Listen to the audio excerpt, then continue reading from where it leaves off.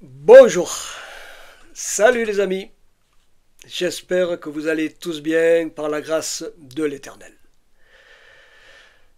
Merci infiniment les amis, merci à vous tous pour votre fidélité à la chaîne pour l'amour d'Israël. Merci et soyez bénis. Que l'Éternel bénisse et garde tout Israël. Que l'Éternel soit béni pour la vie qu'il nous donne. Que l'Éternel soit béni pour sa bienveillance, pour sa protection, pour toutes les bénédictions que l'Éternel nous donne. Que l'Éternel soit béni. Dans le nom puissant du Seigneur Yeshua. Amen. Ve Amen. Les amis, comme vous le savez, Israël vit une période particulièrement difficile à cause de l'horreur que subissent les otages israéliens qui sont enfermés dans les tunnels infâmes du Hamas à Gaza. Le Hamas a diffusé des vidéos d'un otage dans un état squelettique, dans un état de dénutrition avancée qui ne tient plus debout tellement il est amaigri par manque de nourriture et de soins. Le Hamas a obligé cet otage à creuser sa tombe. Il est fort probable que les autres otages soient dans un état identique. C'est une situation horrible, abominable, comparable à ce que vécurent les Juifs dans les camps d'extermination nazis au temps de la Shoah. Les terroristes du Hamas sont semblables aux nazis. Le monde occidental reste dans le silence, dans l'indifférence la plus totale comme à l'époque de la Shoah.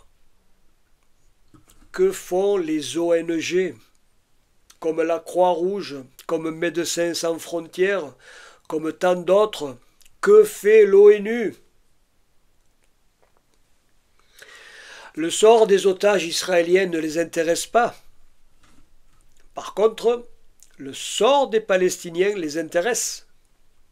Ils se manifestent et ils s'insurgent contre Israël en accusant Israël de génocide.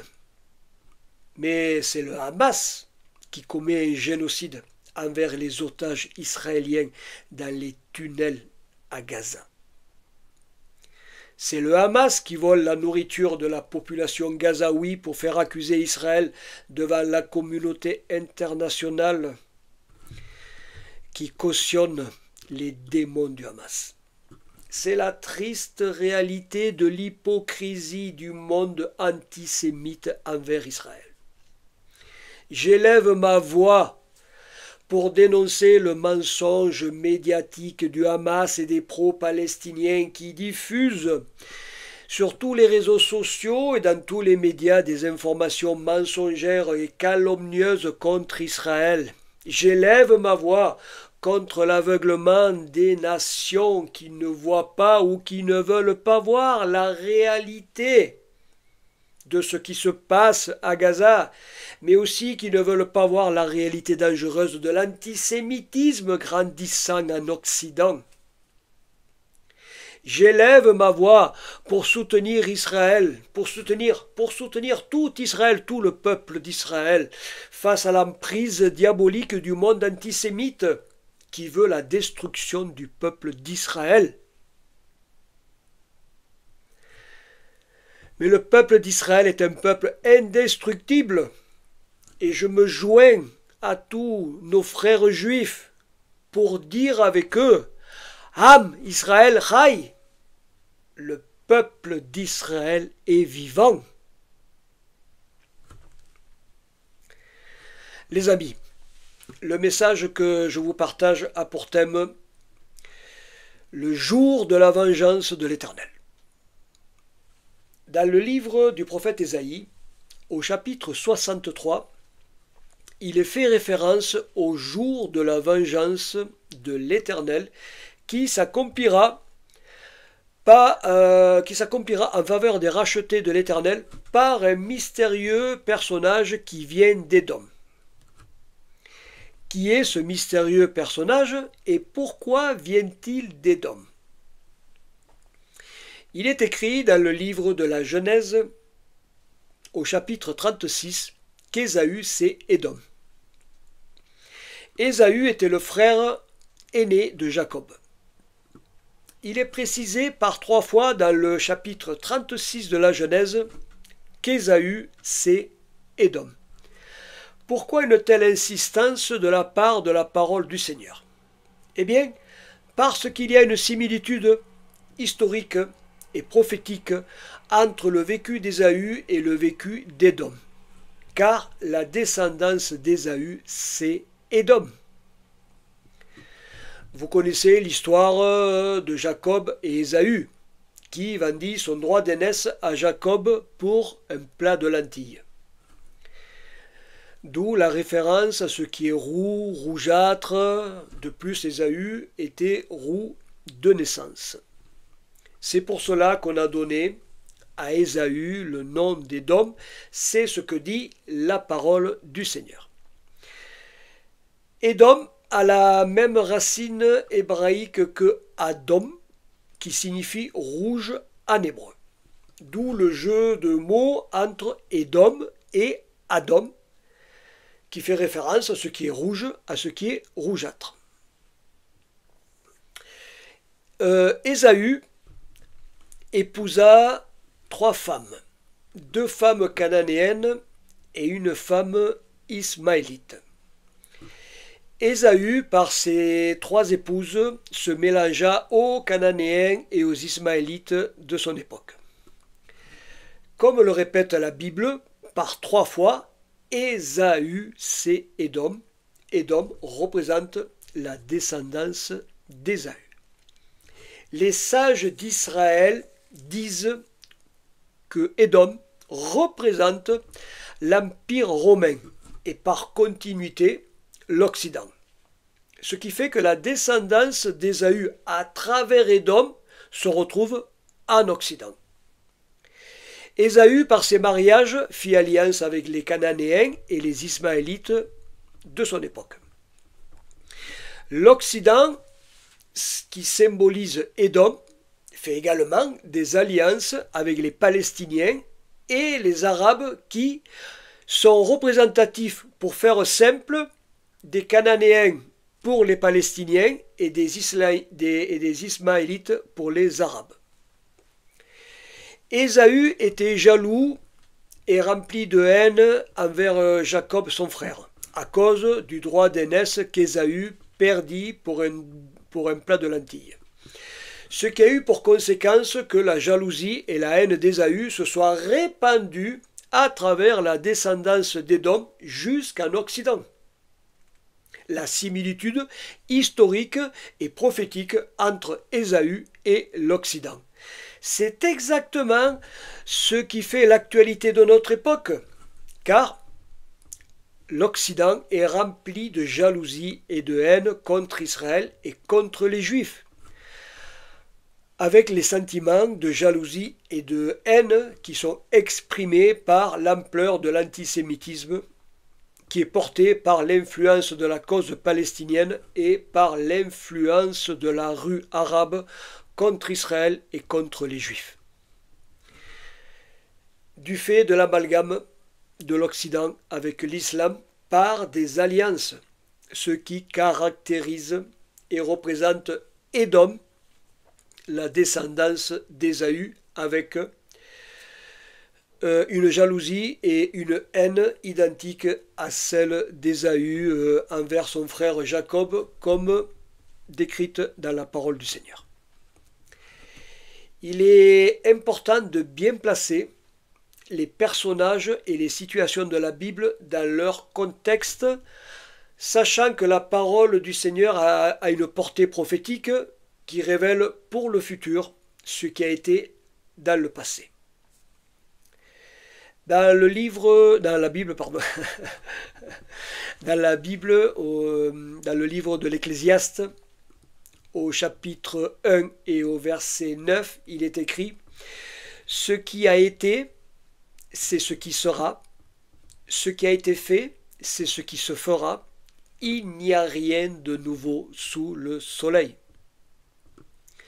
Ainsi, le vécu des patriarches se retrouve dans ce que vivent leurs descendance. Jacob dut s'exiler pendant 20 ans à cause de la menace de son frère Ésaü qui voulait le tuer. Parallèlement, le peuple juif fut exilé par l'Empire romain, par Édom, dans ce qui est considéré comme le temps de l'exil d'Édom, qui dura 2000 ans. Jacob, à son retour de l'exil, affronta un mystérieux personnage qui lutta avec Jacob.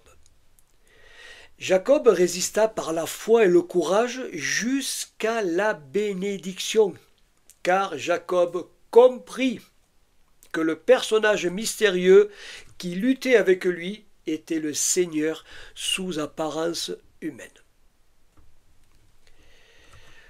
On va faire une première lecture dans le livre de la Genèse.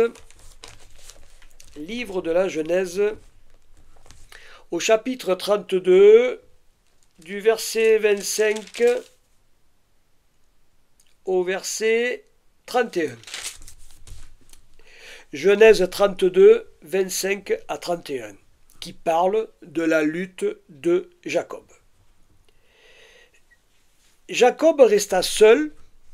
Alors, un homme se battit avec lui jusqu'au lever de l'aurore.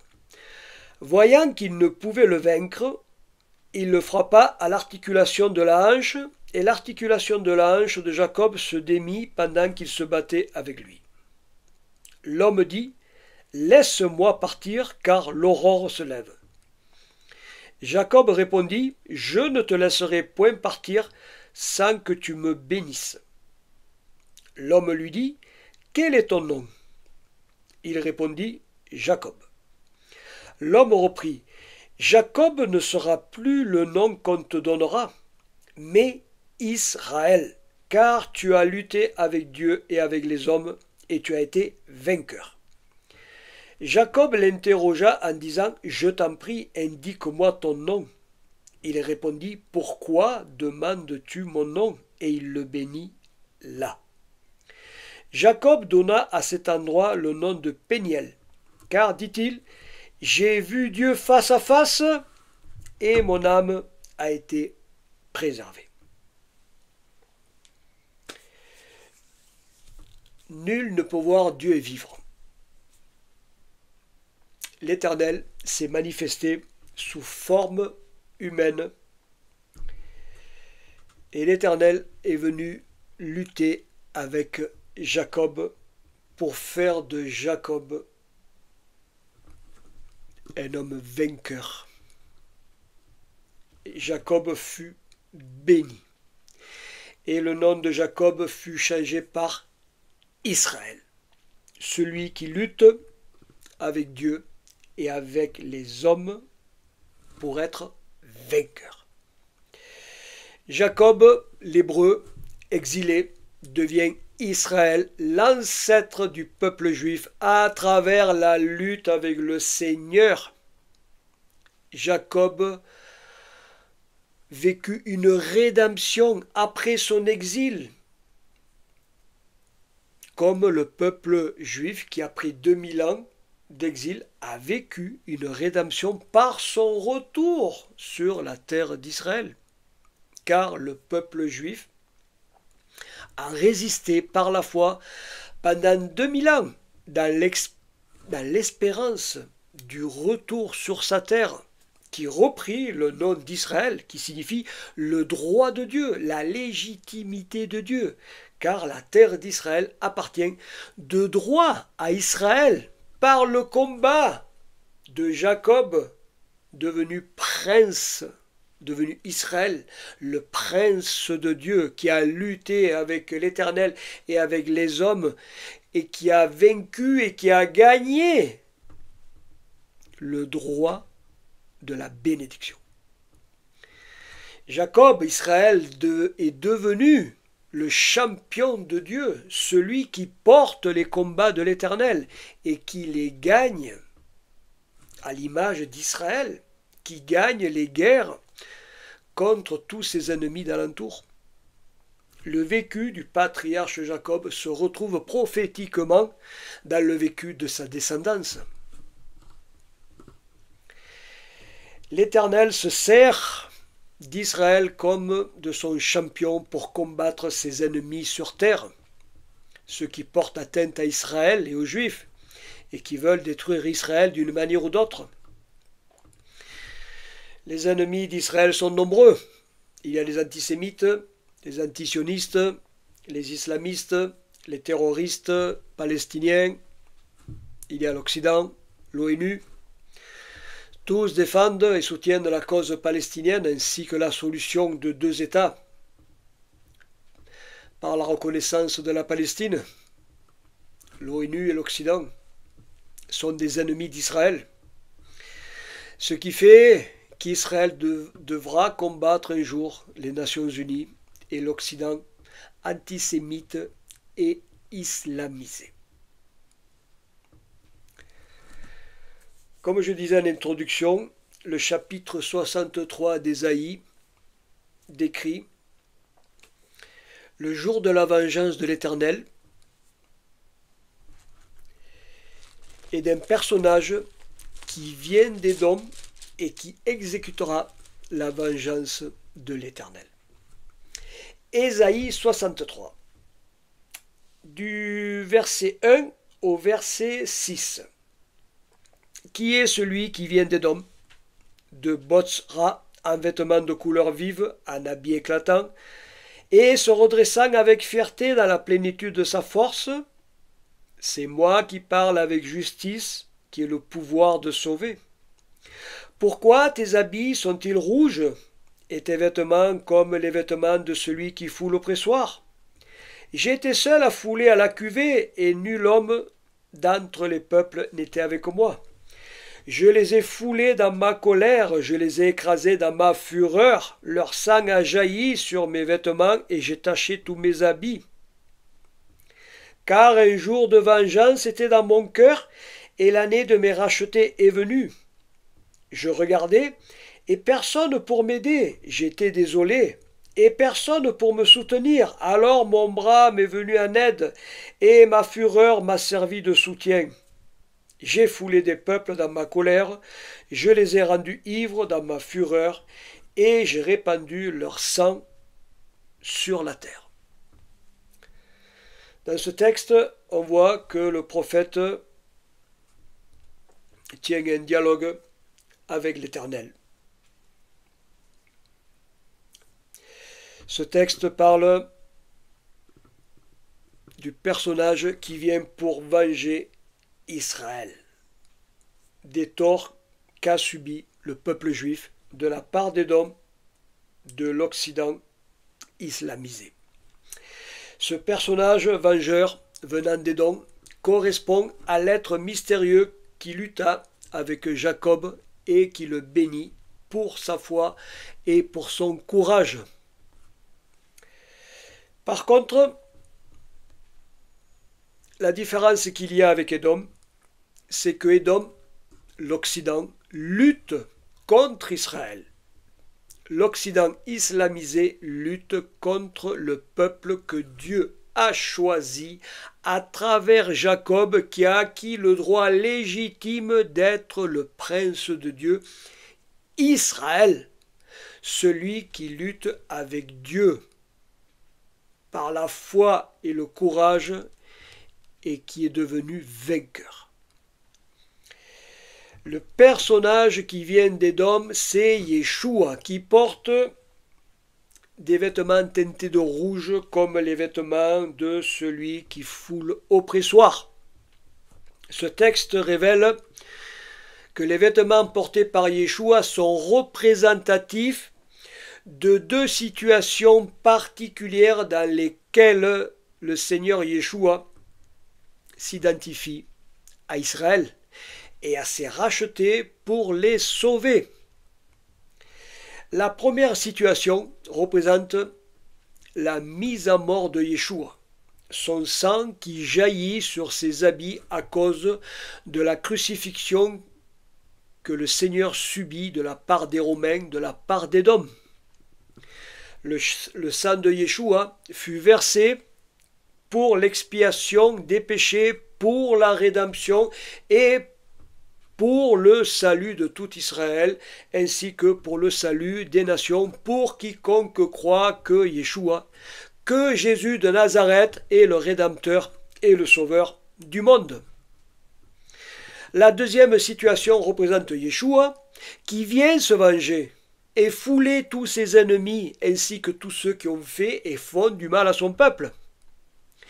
Dans la deuxième situation, ce n'est plus le sang de Yeshua qui est versé, mais c'est le sang des ennemis, c'est le sang des dômes de l'Occident islamisé, qui est le sang de l'Occident islamisé est répandu et coule à flot parce que le Seigneur les a tellement piétinés que le sang de ses ennemis a jailli jusqu'à éclabousser les vêtements de Yeshua, jusqu'à tacher ses habits, à l'image de celui qui foule les raisins pour faire du jus et du vin. C'est une image de la revanche du Seigneur qu'emploie la Bible pour décrire l'ampleur du carnage qui aura lieu le jour de la vengeance de l'Éternel sur ses ennemis. Ce qui est à mettre en parallèle avec la signification d'Édom qui signifie rouge, car la fin d'Édom, de l'Occident islamisé, sera rouge de sang à cause du nombre des victimes de l'Éternel. Car un jour de vengeance était dans mon cœur, et l'année de mes rachetés est venue. Un jour de vengeance, ce n'est pas rien. C'est un jour terrible, parce que c'est le jour redoutable de l'Éternel qui est prédit dans la parole du Seigneur. Dans Ésaïe, au chapitre 13, Ésaïe 13, du verset 9 au verset 13. Voici le jour de l'Éternel qui arrive, jour cruel, jour de courroux et d'ardente colère, qui réduira la terre en désolation et qui en exterminera les pécheurs. Car les étoiles des cieux et leurs constellations ne feront plus briller leur lumière. Le soleil s'obscurcira dès son lever et la lune ne fera plus luire sa lumière. Je punirai le monde pour sa méchanceté et les méchants pour leurs fautes. Je ferai cesser l'orgueil des présomptueux et je rabaisserai l'arrogance des tyrans. Je rendrai les hommes plus rares que l'or fin. Je rendrai les hommes plus rares que le métal d'Ophir.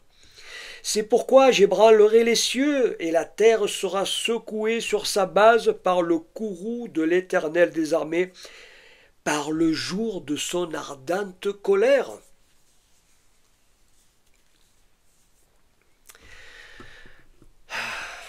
Dans le livre de Joël, au chapitre 1 et au verset 15, il est dit « Ah, quel jour !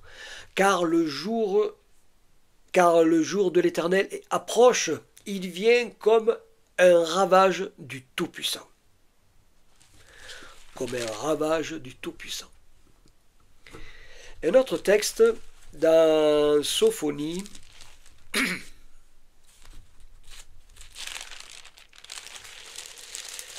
Sophonie 1, du verset 14 au verset 18. Il est proche, le grand jour de l'Éternel, il est proche, il arrive en toute hâte. Au bruit du jour de l'Éternel, le héros pousse des cris. Ce jour est un jour de courroux, un jour de détresse et d'angoisse, un jour de dévastation et de ravage. Un jour de ténèbres et d'obscurité, un jour de nuée et de brouillard, un jour où retentiront le corps et la clameur contre les villes fortes et contre les tours élevées, on pourrait dire contre les gratte-ciels. Je mettrai les humains dans la détresse, et ils marcheront comme des aveugles, parce qu'ils ont péché contre l'Éternel. Leur sang sera répandu comme de la poussière, et leur chair comme de l'ordure. Ni leur argent, ni leur or ne pourront les délivrer au jour du courroux de l'Éternel par le feu de sa jalousie. Toute la terre sera consumée quand il provoquera l'extermination combien épouvantable de tous les habitants de la terre. Quand il provoquera l'extermination combien épouvantable de tous les habitants de la terre.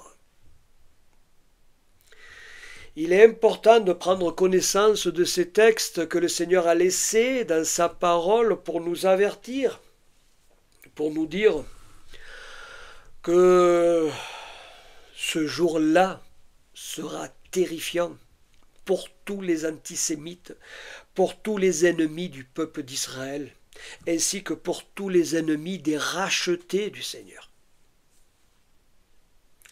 Je vous partage un autre texte qui est dans Jérémie. Jérémie au chapitre 30.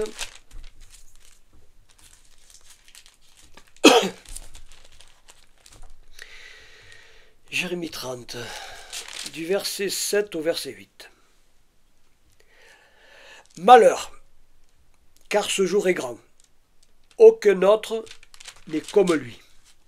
C'est un temps d'angoisse pour Jacob, mais il en sortira sauvé.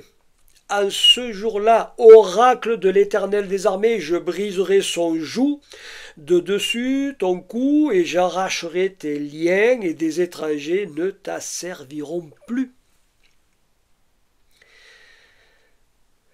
Un temps d'angoisse pour Jacob, il en est de même aujourd'hui, car c'est un temps d'angoisse que traverse Israël, un temps d'anxiété et d'inquiétude. Mais il en sortira sauvé, Israël sera sauvé. Le Seigneur dit, je briserai son joug de dessus ton cou, j'arracherai tes liens. C'est la pression qu'il y a sur Israël, la pression constante que subit Israël de la part des nations islamisées, de la part de l'Occident.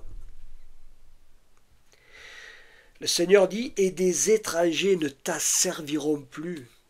Qui sont les étrangers? Eh bien, les étrangers sont les ennemis d'Israël, les antisémites, les antisionistes, les islamistes, qui mettent une pression sur Israël. Et les étrangers ne t'asserviront plus. Le Seigneur va faire dégager tout ça. Je reviens à Ésaïe 63.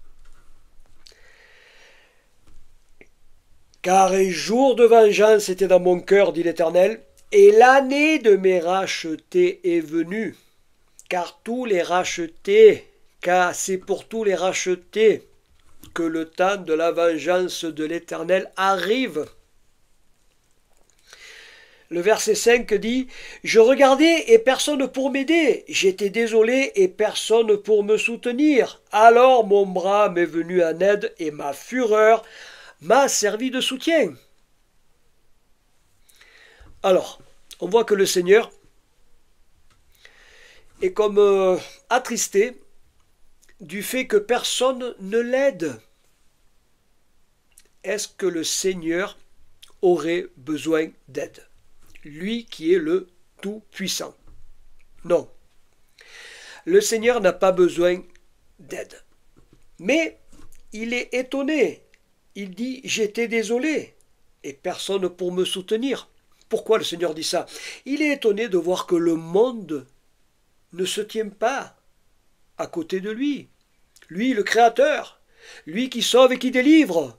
Il est désolé de voir que le monde ne soutient pas la cause de son peuple, que le monde rejette, que le monde méprise son peuple d'Israël ainsi que ses rachetés. C'est pour cela qu'il dit « Personne, il n'y a personne pour me soutenir. » Parce que le fait de mépriser Israël et de mépriser les rachetés du Seigneur équivaut à ne pas soutenir l'Éternel dans son action en faveur de ses enfants. Le Seigneur dit, « Alors mon bras m'est venu en aide et ma fureur m'a servi de soutien. » Le bras de l'Éternel représente Yeshua, qui vient dans sa fureur pour combattre, pour délivrer et pour sauver ses enfants de l'emprise diabolique du monde démoniaque, diabolique, du monde antisémite, impie et barbare qui pèse sur le peuple d'Israël. Le Seigneur, au verset 6, dit « J'ai foulé des peuples dans ma colère, je les ai rendus ivres dans ma fureur et j'ai répandu leur sang sur la terre. » C'est ce qui est la fureur redoutable du jour de l'Éternel contre tous ses ennemis, comme les ennemis d'Israël, comme tous les rachetés du Seigneur. Je continue la lecture à partir du verset 7 jusqu'au verset 9.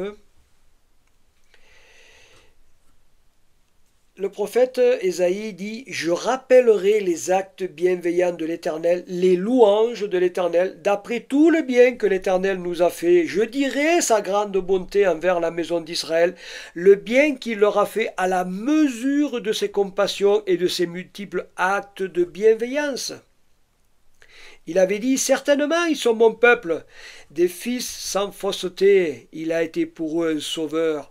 Dans toute leur détresse, qui était pour lui aussi une détresse, l'ange qui est devant sa face les a sauvés.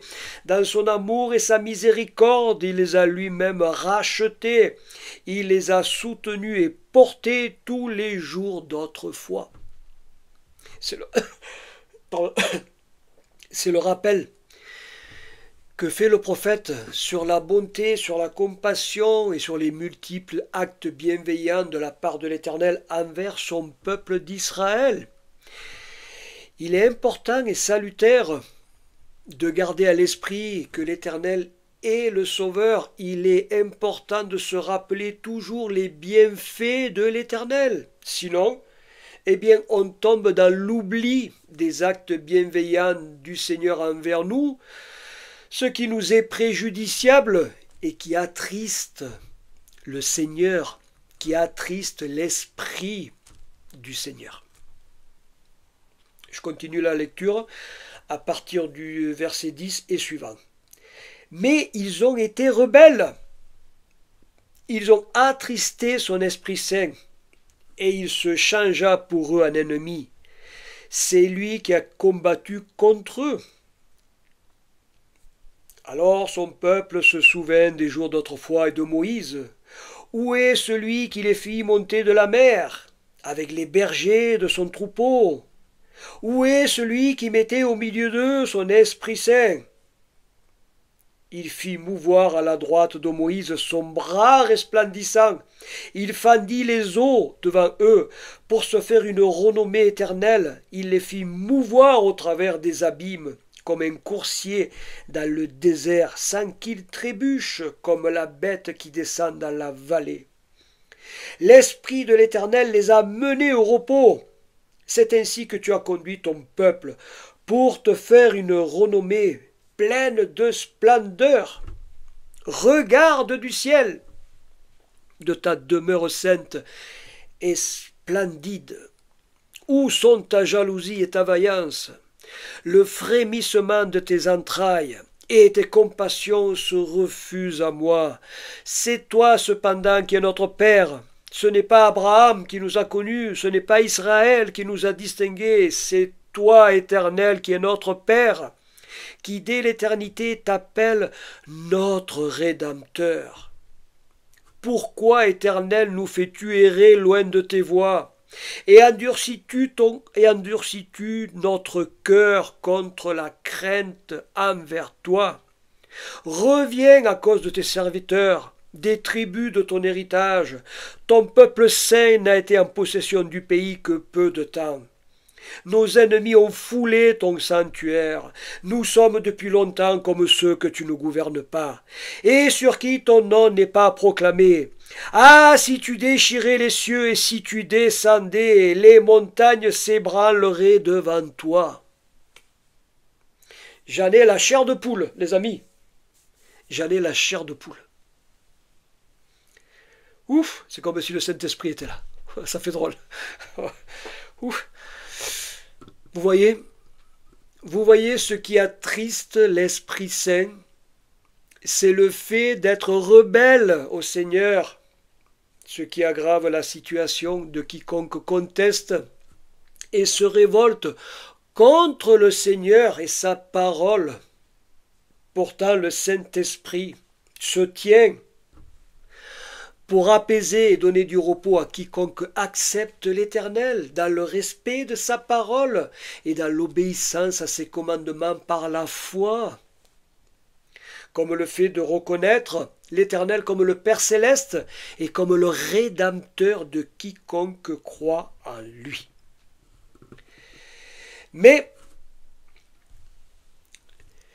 quand l'Esprit Saint est attristé par la révolte de son peuple, par le non-respect de la parole de l'Éternel, la situation du peuple du Seigneur devient difficile.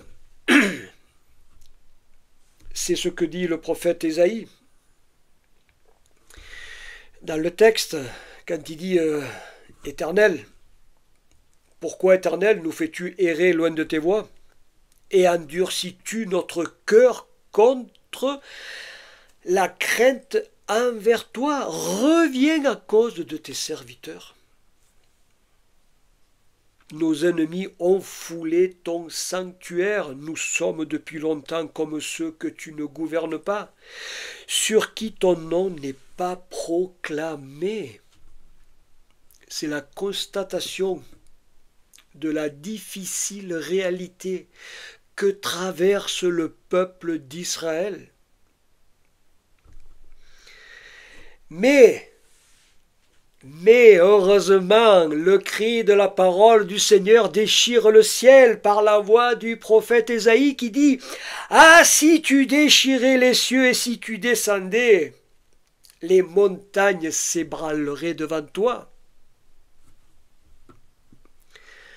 C'est la même exclamation que nous devons lancer au ciel dans ce temps difficile que traverse le peuple d'Israël, qui a besoin que l'on interpelle le Seigneur en faveur d'Israël. Ah Seigneur, si tu déchirais le ciel, si tu descendais, les montagnes s'ébranleraient devant toi, les nations s'ébranleraient devant toi. On ne peut pas rester insensible à la situation difficile que traverse le peuple d'Israël. On ne peut pas rester sans soutenir Israël, car soutenir Israël, c'est être à côté de l'Éternel, c'est soutenir l'Éternel dans son combat pour son peuple.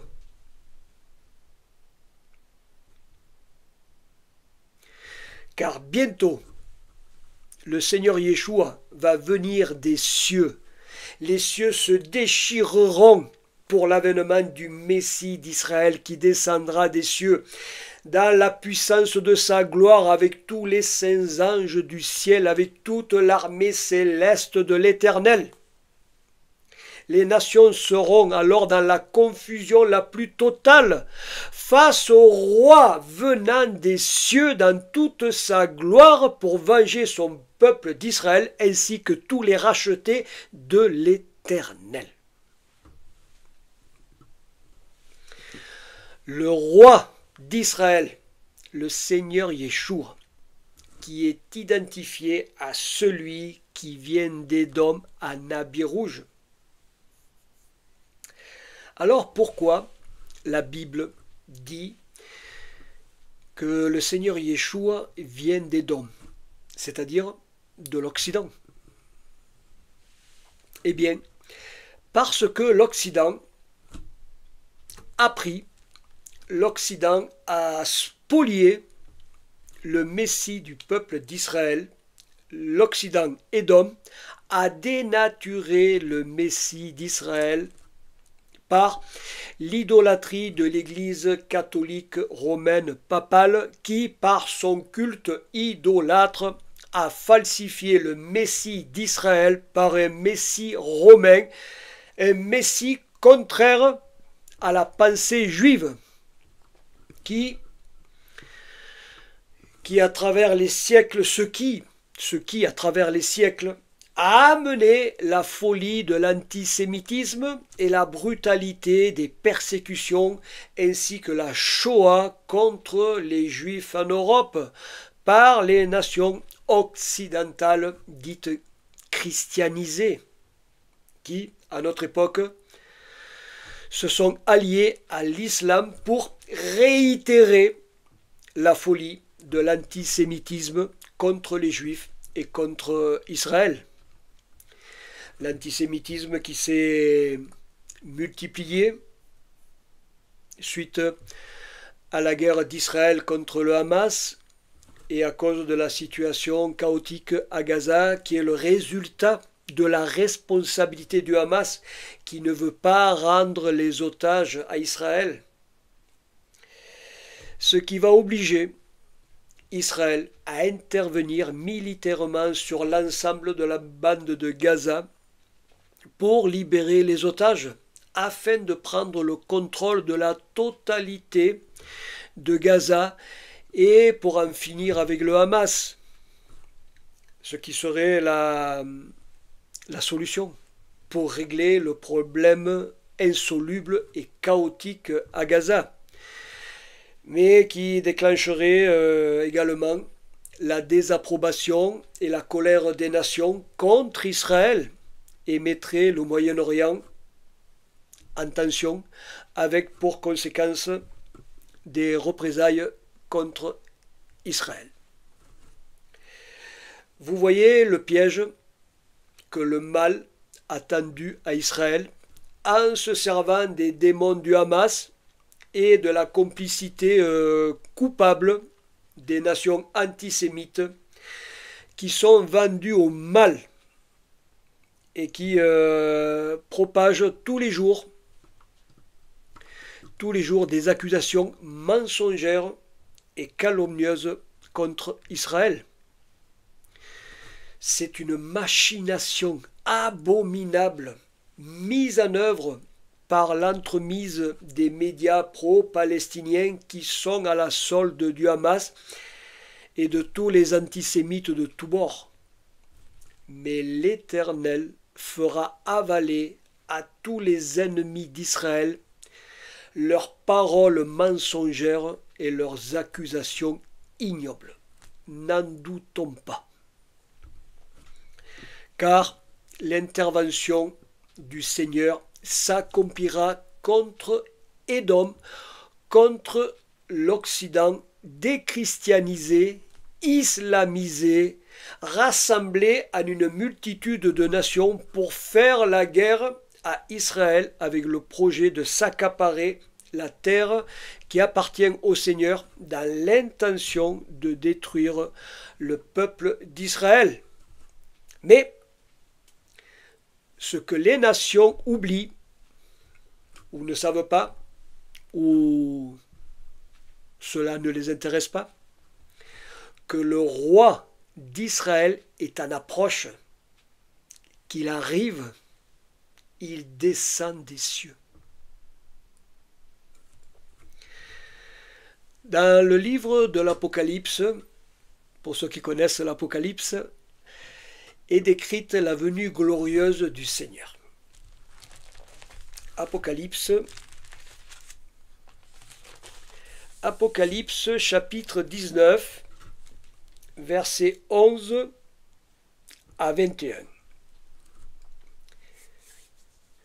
Puis je vis le ciel ouvert, et voici un cheval blanc. Celui qui le monte s'appelle Fidèle et Véritable. Il juge et combat avec justice. Ses yeux sont une flamme de feu. Sur sa tête se trouvent plusieurs diadèmes. Il porte un nom écrit que nul ne connaît sinon lui. Il est vêtu d'un manteau trempé de sang. Son nom est la parole de Dieu. Les armées qui sont dans le ciel le suivaient sur des chevaux blancs revêtus de fin lin blanc et pur. De sa bouche sort une épée tranchante pour frapper les nations. Il les fera paître avec un sceptre de fer et il foulera la cuve du vin de l'ardente colère du Dieu Tout-Puissant. Il a sur son manteau et sur sa cuisse un nom écrit, Roi des rois et Seigneur des seigneurs. Je vis un ange debout dans le soleil. Il cria d'une voix forte à tous les oiseaux qui volaient au milieu du ciel. Venez, rassemblez-vous pour le grand festin de Dieu, afin de manger la chair des rois, la chair des chefs militaires, la chair des puissants, la chair des chevaux et de ceux qui les montent, la chair de tous, libres et esclaves, petits et grands. Je vis la bête, les rois de la terre et leur armée rassemblés pour faire la guerre à celui qui monte le cheval et à son armée. Et la bête fut prise, et avec elle le faux prophète qui avait opéré devant elle les signes par lesquels il avait séduit ceux qui avaient reçu la marque de sa bête, et ceux qui se prosternaient devant son image. Tous deux furent jetés vivants dans l'étang de feu où brûle le soufre. Et les autres furent tués par l'épée qui sortait de la bouche de celui qui montait le cheval, et tous les oiseaux se rassasièrent de leur chair. Vous voyez ce qui attend les ennemis de l'Éternel. Le verset 13 dit « Et il était vêtu d'un manteau trempé de sang », comme ce qu'on a vu dans Ésaïe 63. Les vêtements rouges de celui qui foule la cuve. Il était vêtu d'un manteau trempé de sang. Son nom est la parole de Dieu. La Torah, la parole de Dieu, c'est la Torah. Yeshua est la Torah. Il est la parole de Dieu.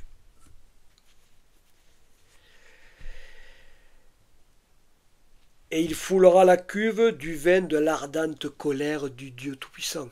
Les deux textes sont en parallèle, Ésaïe 63 et Apocalypse 19.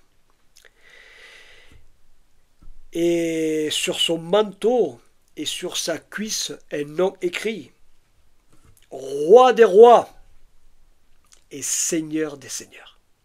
Yeshua est le Roi des rois et le Seigneur des seigneurs. Alors, on peut dire, comme le disait le prophète Ésaïe, « Ah, si tu déchirais les cieux et si tu descendais les montagnes devant toi, s'ébranleraient, les nations seraient bouleversées devant toi. » Les amis, ce jour va bientôt arriver, car la venue du Seigneur est aussi certaine que celle de l'aurore. C'est ce que dit la parole de Dieu dans Osée. Osée au chapitre 6, Osée 6.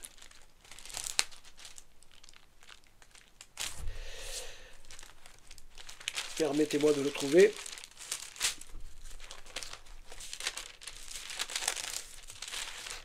Osée 6, verset 3.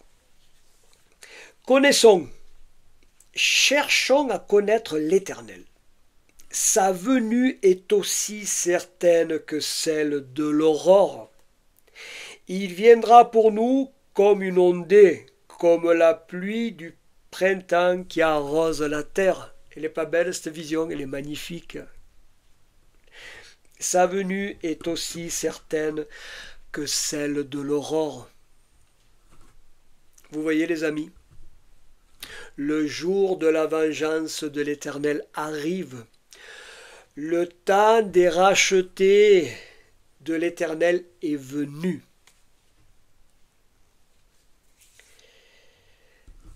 Il faut